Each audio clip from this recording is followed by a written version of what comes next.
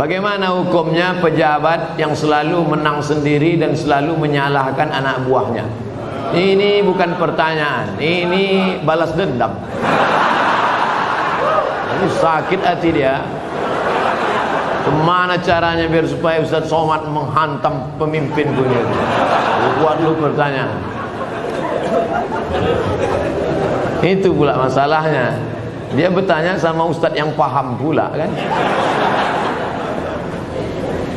Nabi berkirim surat kepada Raja Romawi, namanya Heraklius, Herkal. Apa kata Nabi? Aslim taslam. Kalau kau masuk Islam, kau selamat. Falaka ajrani, kau dapat 2 pahala. Kalau engkau baik, rakyatmu semuanya selamat dan kau dapat 2 pahala. Itulah enaknya jadi pemimpin. Karena kalau dia baik, rakyatnya baik, dia dapat 2 pahala. Tapi kalau kau tidak baik, falaka dzambul arisiyin. Semua dosa anak-anak buahmu kau ikut menanggungnya. Oleh sebab itu maka yang paling pertama dapat naungan di akhirat nanti, sab'atun yuzilluhumullah, 7 golongan dapat naungan Allah. Saat itu naungan tak ada, panas terik, tak ada atap. Di antara yang dapat naungan yang pertama bukan ustaz, yang pertama bukan ulama, yang pertama al-imamul adil, pemimpin yang adil. Tapi negara kita negara demokrasi. Kalau ada pemimpin-pemimpin kita yang zalim, yang menyalahkan orang, kita bisa lapor ke atas. Ada laporan, bapak-bapak pegawai kepala dinas lapor ke Pak Wali Kota, Pak Wali Kota ada laporan ke atas, ada atasan, ada BPK, ada Inspektorat Jenderal, ada macam bapak-bapak polisi, tentara lapor ke Propam, ada atasan yang bisa kita laporkan. Kalau takut kirim surat kaleng. Jangan fitnah. In ja'akum fasiqun binaba'in, kalau datang orang bawa berita palsu, fatabayyanu, klarifikasi. Nah, salah tak selesai dengan ditulis di wall Facebook, tapi harus diselesaikan. Wa amruhum syura bainahum, diselesaikan dengan musyawarah. Seorang laki-laki pakai emas dalam solatnya, apakah solatnya sah? Emas itu bukan babi, kecuali dia membawa rantai babi, baru Arab. Emas tidak. Emas kalau dipegang, wudhu kita tak batal, solat kita pun tak batal. Tapi Nabi mengharamkan pakai emas. Ini mesti dipahami. Emas kalau kita masukkan ke kantong, dibawa solat, Allahu Akbar, solat sah. Tapi memakai cincin emas haram. Bapak-bapak yang pakai cincin emas, buka sekarang juga. Tak ada gunanya pengajian. Tak ada guna pengajian. Nantilah mubazir mengaji. Bapak-bapak yang sekarang pakai cincin emas, buka sekarang juga. Tak perlu tunjukkan, pelan-pelan aja dari bawah. Buka masuk. Balik dari sini, jual. Kalau batunya sayang, simpan. Mana tahu batunya zamrud, kecubung, permata, intan, simpan. Ambil batunya, ikatkan dengan perak. Cincin saya emas putih Pak Ustaz. Emas putih itu emas. Emas putih itu emasnya 80, nikelnya 5. Emas putih itu emasnya 80%, nikelnya 5%, peraknya 18%, peraknya 15%. Maka warnanya putih, tapi dia emas juga. Jadi kalau mau buat cincin, perak saja. Ini cincin perak. Batunya zamrud, asli. Mereknya Casio, Casio orang. Tak pernah saya beli. Kalau sempatlah saya beli sekian puluh juta, lalu kemudian anak yatim tak sekolah, neraka jahanam tempat saya.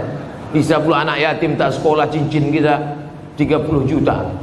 Pak, minta makan Pak, belum makan pagi, kata anak yatim di lampu merah. Kita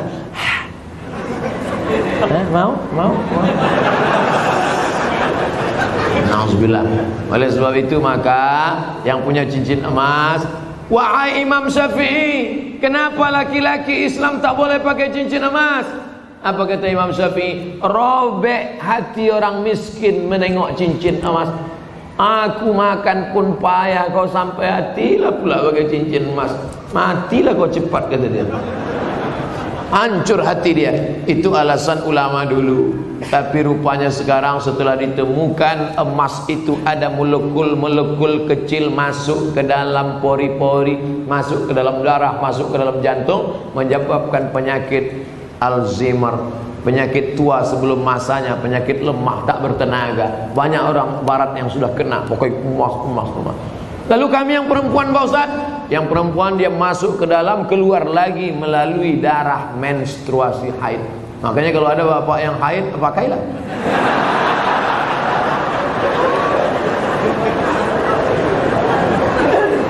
Saya selalu ketiduran, tak dapat sholat subuh. Orang yang tak sholat subuh karena ketiduran, ada hadisnya. Man nama, siapa yang tidur, walam yusalli, sampai tak sembahyang subuh, balas syaitanu fi uzuni, setan kencing di telinganya. Yang tadi tak sembahyang subuh, itu tertulis di sini, toilet setan. Makanya ceramah ini harus terus diamalkan. Balik dari sini, pergi ke toko jam di Tanjung Pinang, cari dia. Mbak, apa jam yang paling mantap di sini? Nah, ini satu. Tanya dia, ada tak jam yang bisa menyipak? Asal jam 5 menyipak dia, kalau pang. Sampai bangun subuh. Ibu-ibu yang membangunkan lakinya, rahimallahu mra'atan, Allah mencurahkan rahmat pada laki-laki, aiqadha ahlahu, yang membangunkan istrinya untuk sholat subuh. Bangun mama bangun. Bangun ibu. Tapi sekarang tak jelas lagi dunia ini, Ustaz. Entah siapa yang membangunkan, entah siapa yang dibangunkan. Ibu tu pula yang membawa air setimba. Bangun. Yang aslinya kalianlah laki-laki yang membangunkan perempuan. Tak satu dua perempuan mengadu, melapor, Ustaz, kusangka dulu kalau nikah sama dia aku bahagia. Dia PNS, golongan 4A, gajinya banyak, tunjangannya hebat, rumahnya besar, mobilnya mewah. Ternyata setelah nikah sama dia menderita, Ustaz, macam tidur sama babi hutan. Walaupun hidup 1000 tahun, kalau tak sembayang, apa gunanya? Walaupun hidup 1000 tahun, kalau tak sembayang, apa gunanya? Besok pagi masak sarapan, ibu nyanyikan lagu itu. Walaupun hidup 1000 tahun, sambil ngacau teh. Walaupun hidup. Kau nyindir aku ya? Enggak, aku tak ada nyindir. Ini lagu Ustaz Somad semalam waktu di masjid.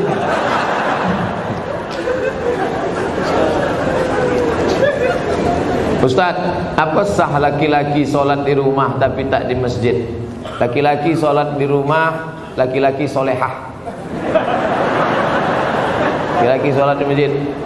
Ini masjid kota Tanjung Pinang dibangun tapi tidak sesuai lagi dengan kota. Tidak sempat lagi bisa dilebarkan. Parkir sudah sulit, masyarakat sudah tertampung lagi.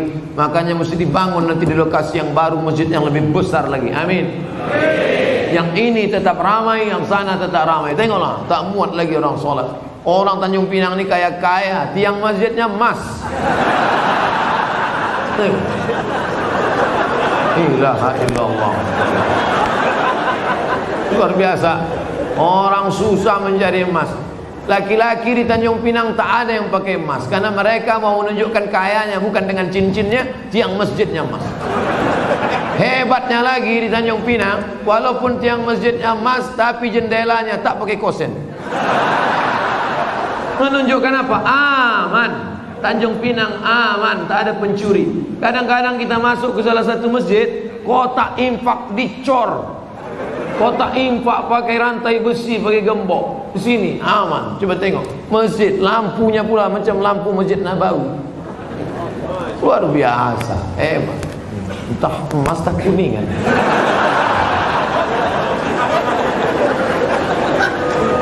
Apa maksud saya? Nikmat yang sudah besar ini maka dibalas dengan sholat berjamaah. Tapi rasanya mengajak orang Tanjung Pinang sholat berjamaah mubazir.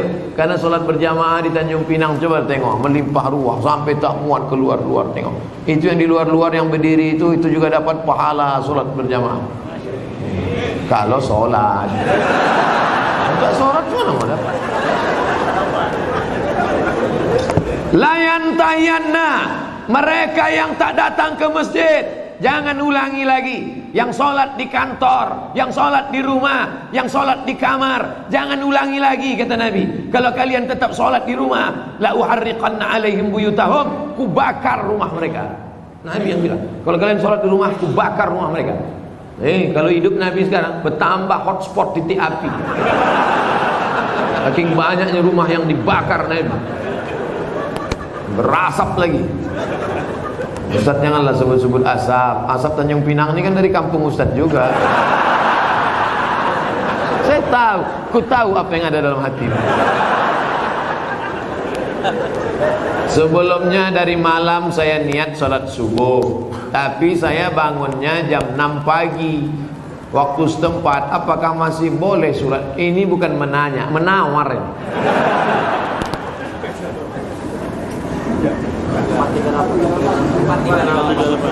Subuh 4.38. Imsak subuh, zuhur, asar, maghrib, isya. Maghribnya jam. Kalau maghribnya jam 6:04, kalau maghribnya jam 6:04, kurangi 15 menit. Begitu cara mengukur isyraq. Boleh sholat sunat isyraq itu 15 menit lewat syuruk. Syuruk matahari terbit. Syuruk matahari terbit.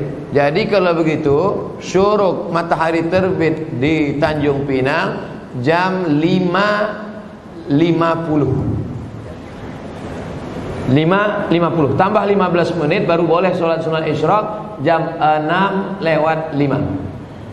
Itu jam kita ini imsak ada tapi isyraq tak ada. Cara mudah untuk isyraq, tengok maghribnya. Jam berapa maghribnya, begitu boleh isyraq. Kalau maghribnya jam 6:04, maka boleh sholat sunat isyraq jam 6 subuh lewat 5. 15 menit sebelum itu subuh sudah habis. Maka di Tanjung Pinang untuk saat ini subuh sudah habis jam 5.50. Kawan nih bangun jam 6. Ini kencing toilet setan juga. Oleh sebab itu jangan sampai tak sholat subuh.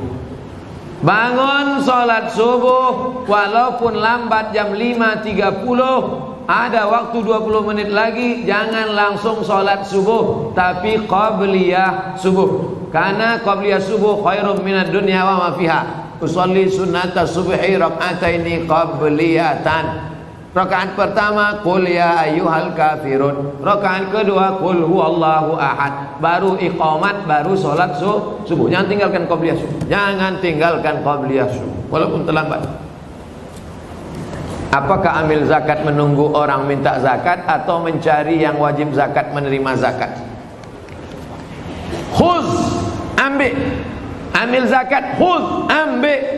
Bukan, ayo orang beriman berzakatlah. Yang mau zakat silakan, yang nggak mau nggak apa-apa. Bukan begitu bunyi ayatnya. Khuz, ambil. Makanya yang punya jabatan kekuasaan buatkan perda, peraturan daerah, bayar zakat. PNS, ASN, perusahaan, BUMN bayar zakat ke Basnas. Yang tak mau bayar zakat tekan materi 6.000, siap dipindahkan ke sejauh mata memandang. Bisa apa tak bisa? Sudah, kata Pak Wadi. Sudah diterapkan. Langsung zakat potong atas.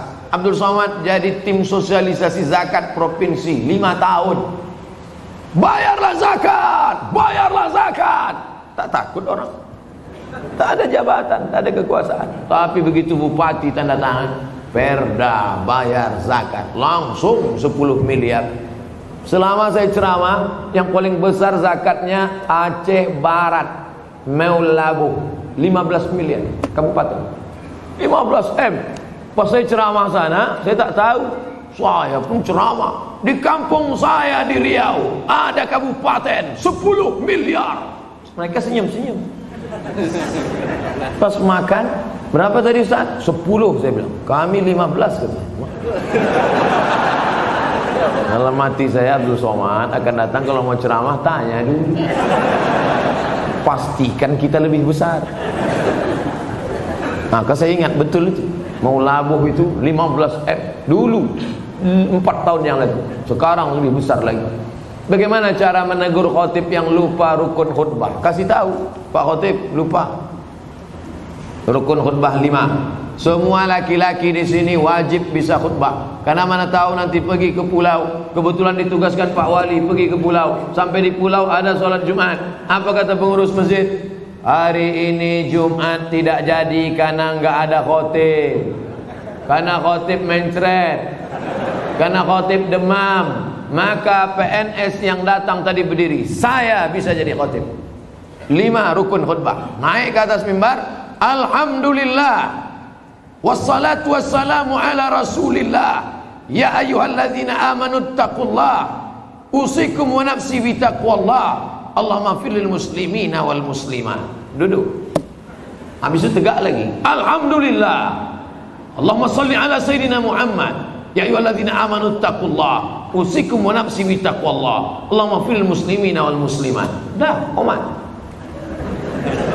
Rukun khutbah cuma 5. Alhamdulillah, salawat, ayat, wasiat takwa, doa. Alhamdulillah, salawat, ayat, wasiat takwa, doa. Selesai sholat, Bapak dari mana? PNS Tanjung Pinang. Kok pendek kali rukunnya? Aku masih syukur bisa, kau tak bisa lagi.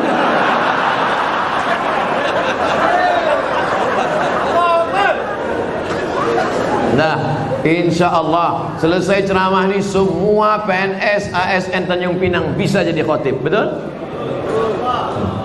Sependek itu pun ada juga yang ragu. Naik ke atas. Nanti latihan dulu, karena kadang walaupun kita hafal, karena grogi naik ke atas hilang juga yang 5 itu. Pas naik ke atas, latihan. Alhamdulillah.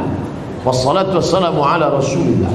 Ya ayyuhalladzina amanu taqullah usikum wa nafsi bitaqwallah Allahumma fir lil muslimina wal muslimat. Duduk. Karena khutbah mesti 2. Besok naik lagi. Alhamdulillah. Diulang balik, jangan pula naik lagi sama macam tadi. Apa pendapat Ustaz tentang film The Santri yang tidak mencerminkan kehidupan pesantren yang sebenarnya dan disutradarai oleh Livi Zeng yang kontroversi itu? Kalian mancing-mancing ah.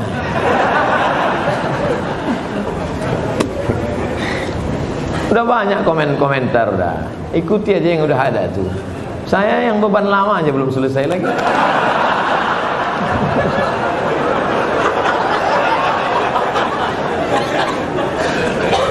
Haram hukumnya masuk ke rumah ibadah orang lain. Haram. Saya tak nonton film ini sampai habis. Baru menengok trailernya. Tapi di dalam itu yang bisa saya komentari, pertama masuk ke rumah ibadah. Karena Nabi tak mau masuk ke dalam tempat fihi surah wat tamathil, kalau di dalam itu ada patung berhala. Maka dalam Islam mazhab Syafi'i mengharamkan masuk ke dalam rumah ibadah di dalamnya ada berhala. Mazhab Syafi'i. Kita pakai mazhab apa? Mazhab Syafi'i. 2. Tentang masalah laki-laki perempuan berdua-duaan tak mahram. Anak-anak. La yakhluwanna rajulun ma'amra'atin illa ma'adhi mahramin.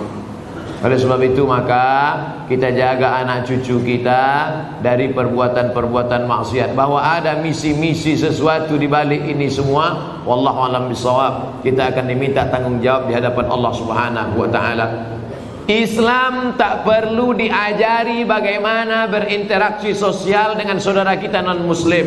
Karena kita sudah lama bertetangga, apalagi orang Tanjung Pinang. Seandainya orang Tanjung Pinang ini ekstrim, tak akan ada orang Tionghoa di Tanjung Pinang, betul? Kita semuanya bisa menerima, siapapun yang datang semua bertetangga, berkawan, bersahabat. Tapi kalau sudah dalam masalah ibadah, ritual, tak ada tawar menawar. Wala ana abidum ma'abatum wala antum abiduna ma'abud lakum dinukum. Ini sekarang banyak yang tak bisa membedakan kebablasan, tak bisa membedakan mana toleransi, mana tolerasin. Harus bisa dibedakan. Jangan karena toleransi mengorbankan keyakinan akidah anak-anak kita. Nauzubillah. Dan orang-orang yang pernah di pesantren pun ketika menonton itu, ini bukan anak pesantren.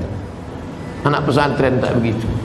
Bagaimana tanggapan Ustadz tentang disertasi Dr. Abdul Aziz mengenai seks pranikah? Ini tulisan seorang bernama Sahrur. Siapa namanya? Sahrur. Bukan Pak Sahrul. Pak Sahrul Pak wali kita. Seorang laki-laki namanya Sahrur. Sahrur artinya burung. Nama jenis burung, hitam warnanya. Itu nama dia, orang Suriah.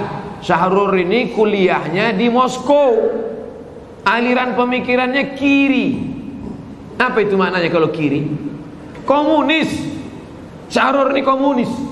Sekolahnya di Moskow. Pulang dia dari Moskow, dibacanya Quran, dilepaskannya dari asbabun nuzul, dilepaskannya dari nasikh mansukh, dilepaskannya dari tafsir bil ma'thur, ditafsirkannya dengan pakai otak dia sendiri, dipakainya dengan ilmu bahasa. Pendekatannya dia selalu pakai bahasa. Makanya menurut Sahrur, aurat yang wajib ditutupi itu hanya yang berkerut-kerut saja, yaitu payudara dan kemaluan. Itu saja yang wajib ditutup, yang lain boleh dibuka.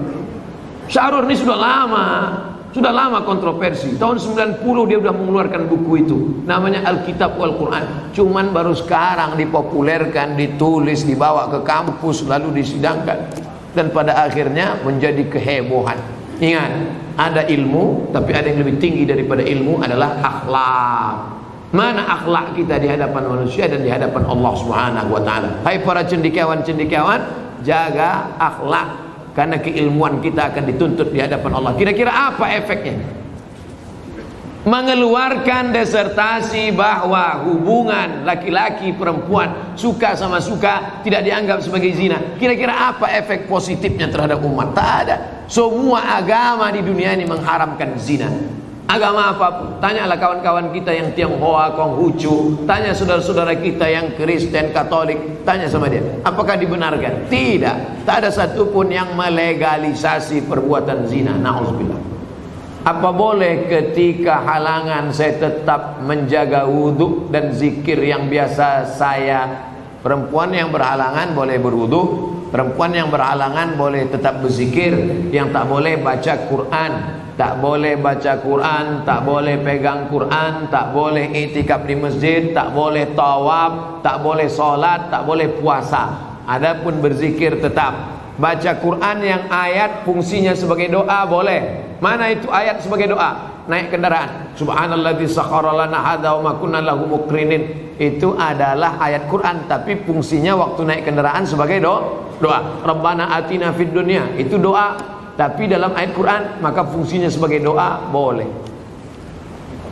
Apa hukum orang suka membid'ah-bid'ahkan orang lain, sementara perilakunya tidak memberikan contoh? Tak dikasihnya contoh bid'ahnya apa? Ada orang baca Yasin lalu dibid'ah. Kalian jangan baca Yasin lagi. Baca Yasin ini bid'ah. Jadi kalau ada orang membid'ahkan kami baca Yasin, cuman apa Ustaz? Baca aja terus sampai dia capek. Dua kemungkinan. Kalau dia capek, kita terus. Kalau kita capek, dia terus. Sekarang saya mau tanya, kalau ada orang membid'ahkan Bapak Ibu Yasinan, Bapak mau terus atau berhenti? Teruslah, nanti lama-lama dia capek. Kenapa tak kau bid'ahkan lagi orang Tanjung Pinang baca Yasin? Capek aku udah kusuruh tak juga berhenti. Yasin itu Quran apa tak Quran? Quran. Membaca Quran apa hukumnya? Wajib baca Quran. Kenapa cuma Yasin yang dibacanya? Yang lain dibacanya juga. Cuman Yasinnya ada keutamaan tersendiri. La tuqra'u fi amrin asirin illa yassarahu Allah. Kalau dibacakan pada perkara yang sulit, maka dimudahkan Allah. Sulit punya anak, baca Yasin. Sulit mau jumpa jodoh, baca Yasin. Sulit mengatasi masalah, baca Yasin. Sulit sakaratul maut, baca Yasin. Makanya kalau ada orang sakaratul maut, bacakan Yasin. Dua gendang ya. Kalau tak sehat, mati.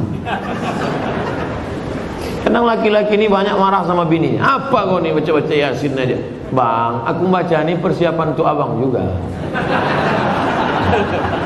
Nanti kalau bapak tu agak demam sikit aja, Yasin.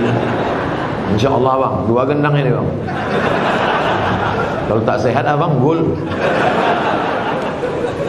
Pak Ustaz Abdul Somad mohon doakan putra kami Fatli bangsawan diterima di sekolah kedinasan Akmil Akademi Militer. Di akhir majelis kita doa. Ibunya bapaknya tiap malam baca Yasin. Selesai baca Yasin, ya Allah berkat kemuliaan surat Yasin ini diterimalah anakku hendaknya. Baca Yasin, habis baca Yasin. Dari mana dalilnya ini bisa kami tengok? Baca tafsir Ibnu Katsir. La muqaddimah surat Yasin, tafsir Ibnu Katsir, la tuqra'u fi amrin asirin illa yassarahullah. Kalau dibacakan pada perkara yang sulit, susah, dimudahkan Allah. Saya kuliah sudah 4 tahun, tapi masih semester 4. Harusnya sudah semester 8. Saya tak bisa lanjut karena kampus saya tak lengkap peralatannya. Oh, bukan salah dia. Oke, jangan mudah kita suuzon. Harusnya di semester 5 ini saya ujian dan praktek. Saya galau Pak Ustadz, umur sudah 25 tahun. Kapan lagi saya mau menyenangkan keluarga dan menjadi mandiri? Mohon bimbingannya Pak Ustadz. Pindah aja kampus lain. Apa dipertahankan sih? Jangankan kau, kami pun membacanya galau. Apa 4 tahun? Pindah kampus lain. Banyak universitas berserak-serak di Kepulauan Riau.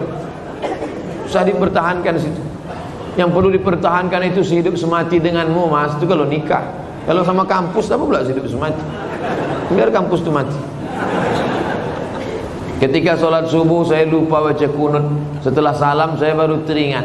Apa yang perlu saya lakukan Pak Ustaz? Sujud sahwi kalau engkau mazhabnya Syafi'i. Sami Allahu liman hamidah. Allahu akbar.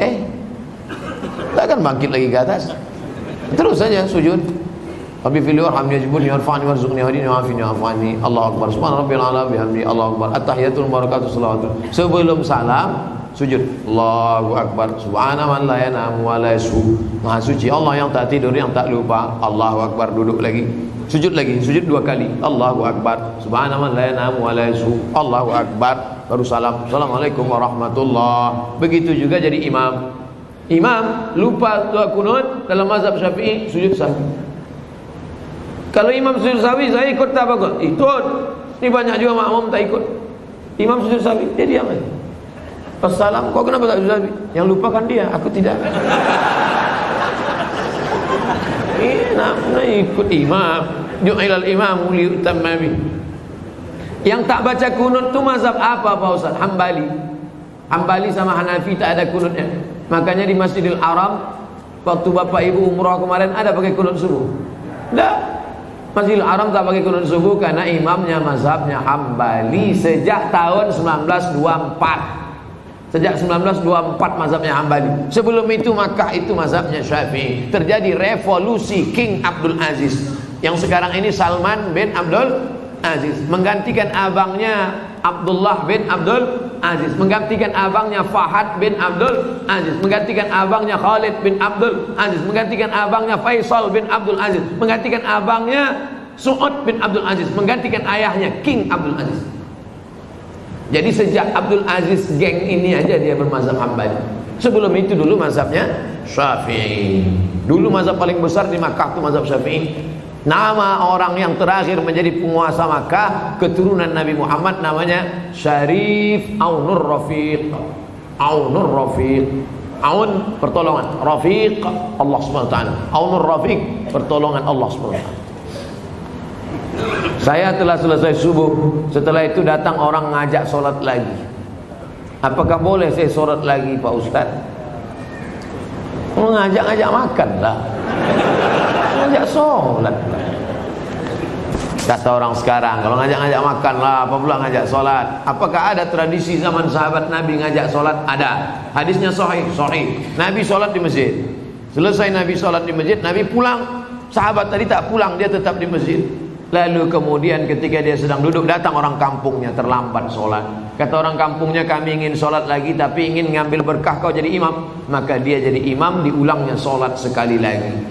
Apa pelajaran dari sini? 3. Pertama, bahwa kita boleh sholat 2 kali. Sholat pertama menggugurkan kewajiban. Sholat yang kedua mencari fadilah, keutamaan. 2. Bahwa imam boleh sholat sunat, makmumnya sholat Karena dia yang pertama tadi sholat wajib, yang kedua itu sholat dia terhitung sholat mencari fadilah sunat, sedangkan makmumnya sholat wajib. Itulah dalil dalam mazhab Syafi'i, boleh imamnya sholat sunat, makmumnya sholat wajib. Masuk kita ke masjid, ada nampak orang sholat, kita tepuk bahunya, kita pun sholat. Selepas sholat salam, assalamualaikum warahmatullahi wabarakatuh. Mohon maaf ya dek, tadi saya sholat tahiyatul masjid gitu. Gak apa-apa pak, karena saya di belakang itu sholat wajib. Karena dalam hadis boleh imamnya sholat sunat, makmumnya sholat wajib menurut mazhab Syafi'i. Yang ketiga, mengajak orang berbuat baik. Wa ta'awanu 'alal birri wat taqwa. Bagaimana hukumnya? Oh ini udah tadi. Nah, ini yang tiga ini sudah tadi. Di akhir majelis mari kita sama-sama berdoa kepada Allah Subhanahu wa taala, mudah-mudahan kita istiqamah dan mati dalam keadaan husnul khatimah. Selama bekerja sebagai PNS ini dijadikan Allah segala amal kita ini bernilai ibadah. Ala hazihin niyya wa kulli niyatin salihah. Al-Fatihah. أعوذ بالله من الشيطان الرجيم بسم الله الرحمن الرحيم الحمد لله رب العالمين الرحمن الرحيم مالك يوم الدين إياك نعبد وإياك نستعين اهدنا الصراط المستقيم صراط الذين أنعمت عليهم غير المغضوب عليهم ولا الضالين آمين اللهم صل على سيدنا محمد وعلى آل سيدنا محمد Allahumma inna natawassalu ilaika bijahi nabiyika Muhammad sallallahu alaihi wasallam bi Fatihah. Kami bertawassul kepada Engkau ya Allah dengan kemuliaan surat Al-Fatihah, dengan kemuliaan Nabi Muhammad sallallahu alaihi wasallam. Antaj'al hadzal balada baladan aminan mutmainnan ya'ti rizquhu min kulli makan. Jadikan Tanjung Pinang negeri yang aman, damai, terbuka pintu rezeki dari laut dan daratan ya Allah. Allahumma in kana rizquna fis sama' fa'anzilhu. Kalau rezeki kami masih tergantung di langit, turunkan ke Tanjung Pinang ya Allah. Wa in kana fil ardi fa'akhrijhu. Kalau masih tertanam dalam tanah, keluarkan ke hadapan kami ya Allah. Wa in kana ba'idan faqarribhu. Kalau dia masih jauh, maka dekatkan ke kampung halaman kami ya Allah. Allahumma ja'alil a'malana ibadatan lana. Jadikan aktivitas kami masuk kantor, bekerja setiap hari itu bernilai ibadah, ikhlas karena Engkau ya Allah. Allahumma waffiqna lima tuhibbuhu wa tardah. Tanamkan taufik hidayahmu ke dalam hati kami, pemimpin-pemimpin kami, sehingga kami dapat beramal dengan amal Kau cintai dan Kau ridhai ya Allah. Allahumma khtim lana bi husnil khatimah. Tutup umur kami dengan husnul khatimah. Wa la taqtim alaina bi su'il khatimah. Jangan tutup dengan su'ul khatimah. Allahumma waffiqna lima tuhibbuhu wa tardah wa taj'al abna'ana wa banatina min huffazil Qur'an wal hafizat. Jadikan anak-anak kami di Tanjung Pinang ini menjadi anak-anak berbakti dan para penghafal Al-Qur'an. Allahumma arhamna bil Qur'an. Turunkan rahmatmu kepada kami dengan kemuliaan Al-Qur'an. Waj'alhu lana imama wa nura wa huda wa rahmah. Jadikan Qur'an sebagai pembimbing, penerang, pencahaya, pemberi hidayah bagi kami ya Allah. Allahumma ja'alil Qur'ana rabi'a qulubina. Jadikan Qur'an sebagai penenang hati kami, wa dhihaba husnina wa humumina wa humumina. Jadikan Qur'an sebagai penghalau gundah gulana susah hati kami. Allahumma inna nas'aluka salamatan fid din. Beri kami keselamatan dalam agama kami, wa afiatan fil jasad, sehatkan badan kami, wa ziyadatan fil ilmi, tambahkan ilmu kami, wa barakatan fil rizqi, berkahi rezeki kami, wa taubatan qablal maut, beri kami taubat sebelum mati, wa rahmatan indal maut, berikan rahmat ketika mati, wa maghfiratan ba'dal maut, berikan ampunan sesudah mati. Allahumma hawwin alaina fi sakaratil maut, ringankan kami waktu sakaratul maut ya Allah. Wan najata minan nar, selamatkan dari api neraka. Wal afwa indal hisab, maafkan segala amal kami ketika nanti kami dihisab di hadapan-Mu ya Allah. Allahumma ansurna 'alal qaumil kafirin, tolong kami menghadapi orang kafir. Wansurna 'alal qaumil zalimin, bantu kami menghadapi orang zalim. Wansurna 'alal qaumil munafiqin, tolong kami menghadapi orang-orang munafik ya Allah. Ya muqallibal qulub, Engkau yang membolak-balikkan hati, sabit qulubana, kokohkan hati kami ala dinik dalam agamamu, wa ala ta'atik dalam ketaatan kepadamu.